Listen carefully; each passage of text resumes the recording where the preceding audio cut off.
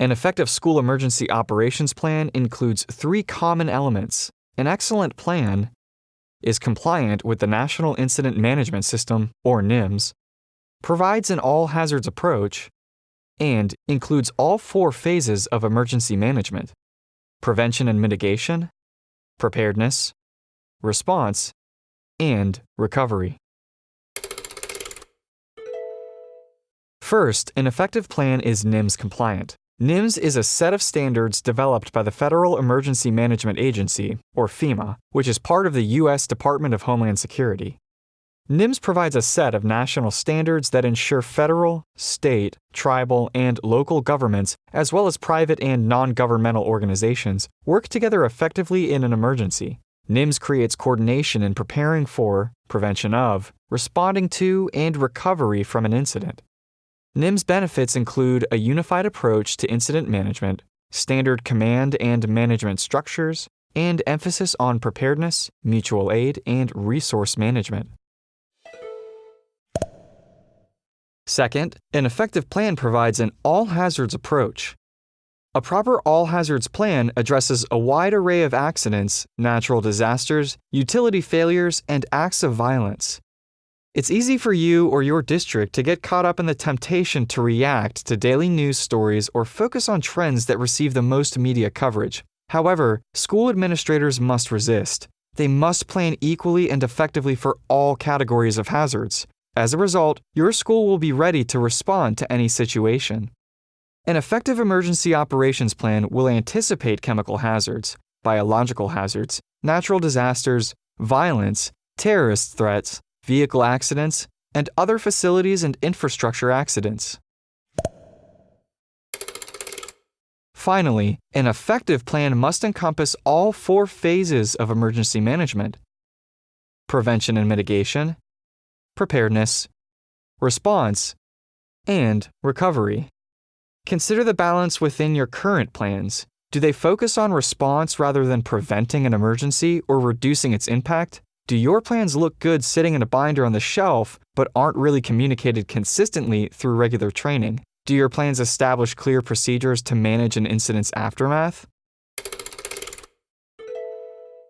School emergency operations plans fail for several reasons. The 10 most common reasons include relying on a generic, commercial emergency operations plan that's not customized to your school's unique characteristics and may omit the necessary collaboration with local response officials, not incorporating the NIMS standards in the written plan, not using an all-hazards approach, combining a prevention plan with the preparedness plan because the crisis has already taken place, and any extraneous information tends to create a barrier to people trying to access critical information while under stress. Poor formatting that makes a plan component extremely difficult for people to use under stress. Poor content, as a plan is only as good as the information it contains. Mismatched plan components, such as the main plan and supplements, and not designating one person or office as the only authority that can add or remove plan components. Developing a plan without a team with emergency management experience. Not externally evaluating the plan because an external review by a trained emergency management professional can find the issues your team may have overlooked, and inadequate distribution, training, and testing because even the most carefully crafted plan is ineffective if school staff and local emergency responders don't know its content. Effective emergency preparedness is a process. Use the following steps to ensure the creation of a high-quality plan as well as successful communication of that plan. Establish the plan development committee. Identify the mission of the group. Let vulnerability and risk assessment drive the planning process. Design the plan format, how the plan will be structured. Develop the protocols, the specific emergency procedures. Develop site procedures. These tailor the plan to specific schools and support facilities. Arrange for an external review by an emergency management professional. Implement the plan and train staff. And finally, test the plan through a series of appropriate drills and exercises. Using the all-hazards approach, an effective plan must address a range of incidents that may occur on a school campus. The following examples are among those that should be included in your plan: accident, medical emergency, homicide or non-fatal weapons assault, hostage situation, sexual assault, explosion or bomb threat, natural disaster, hazardous materials incident, and fire. The plan must also address off-campus events that may impact schools. A few examples include natural disaster, hostage situation, civil disturbance, terrorism, gang-related incident, hazardous materials incident, transportation disaster, flooding, or a biological incident. Effective plans are based on the local community hazard assessment.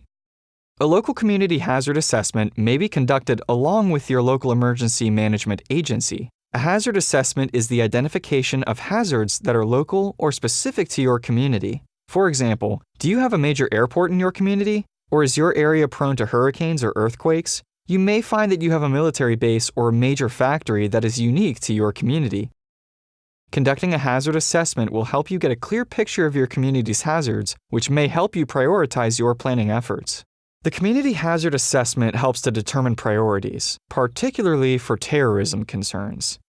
For example, members of the planning team may wish to have the local emergency management director provide a briefing on the results of the last community hazard assessment. It would be useful for this to happen during one of the initial planning meetings. When and where should the plan cover students and staff? Before, during, and after normal school hours, mornings and afternoons, as well as during regular class times. To and from school, including school bus and private transportation incidents.